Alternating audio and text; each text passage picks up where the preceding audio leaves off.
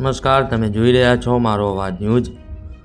વડનગર સ્થાનિક સ્વરાજ્યની નગરપાલિકાની ચૂંટણીમાં વોર્ડ નંબર 6માં 3 ભાજપ અને 1 કોંગ્રેસની જીત।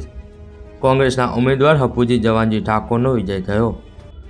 વોર્ડ નંબર 6માં કુલ 9,554 મત, જેમાં કાનાજી જગનજી ઠાકોર ભારતીય જનતા પાર્ટી 1,855 મત મળ્યા। કુંવરબેન ભલાજી ઠાકોર કોંગ્રેસ પાર્ટી 1,099 મત મળ્યા। જલીબેન પોપટજી ઠાકોર भारतीय जनता पार्टी 1200 वोट मळ्या। प्रहलादजी नैनाजी ठाकोर कांग्रेस पार्टी 1024 मत मळ्या। विक्रमजी राजीवजी ठाकोर भारतीय जनता पार्टी 1,595 वोट मळ्या। सरस्वतीबेन अश्विनजी ठाकोर भारतीय जनता पार्टी 1,181 मत मळ्या। हपुजी जवानजी ठाकोर कांग्रेस पार्टी 1,263 मत मळ्या। हिनाबेन जीतूजी ठाकोर कांग्रेस पार्टी 998 मत मळ्या અને 39 મત નોટામાં પડ્યા હતા। જલીબેન પોપટજી ઠાકોરને સ્ત્રી પછાત વર્ગ માટે અનામત બેઠક ઉપર જાહેર કરાયા। શ્રીમતી સરસ્વતીબેન અશ્વિનજી ઠાકોરને સ્ત્રી સામાન્ય વર્ગ માટે અનામત બેઠક ઉપર જાહેર કરાયા। વિક્રમજી રજુજી ઠાકોરને પછાત વર્ગ માટે અનામત બેઠક ઉપર જાહેર કરાયા। હપુજી જવાનજી ઠાકોરને સામાન્ય વર્ગ બિન અનામત બેઠક ઉપર જાહેર કરાયા।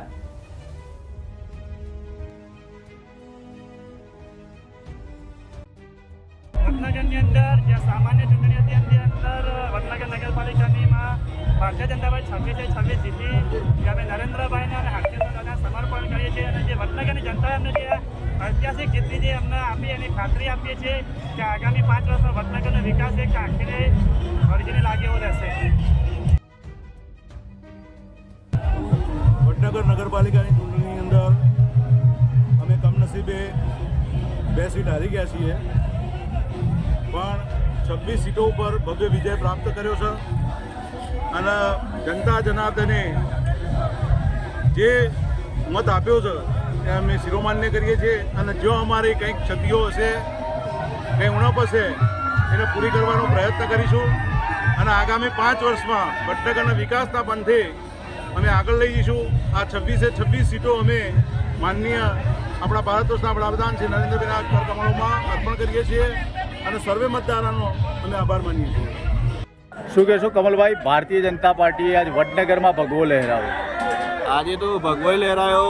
નરેન્દ્રભાઈનો વિકાસ સાથે જનતાએ જે સાથ સહકાર આપ્યો એ જબરજસ્ત સહકાર આપ્યો છે અને વડનગરની જનતાનો પહેલાં તો ખૂબ ખૂબ આભાર માનું છું કે આજે વડનગરે જે નરેન્દ્રભાઈનો વિશ્વાસ રાખી, નરેન્દ્રભાઈનું જે આગળથી એમના જે હાથ મજબૂત કરીને વડનગરની જનતાનો ખૂબ ખૂબ આભાર માનું। કેવી આશા હતી તમને? કાંટાની ટક્કર માનવામાં આવતી? ના, ખોટી વાત, કોઈ કાંટાની ટક્કર હતી નહીં। વડનગરમાં ભારતીય જનતા પાર્ટી જ આવવાની હતી। નરેન્દ્રભાઈનો વિકાસ જ દેખાતો હતો પબ્લિકને અને આપ બધા જોઈ રહ્યા છો વડનગરમાં શું વિકાસ થયો છે અને પબ્લિકે વિકાસને જોઈને જ વોટ આપ્યા છે। આગામી અધૂરા રહી ગયેલા કામો ભારતીય જનતા પાર્ટીના માથે કેવું રહેશે?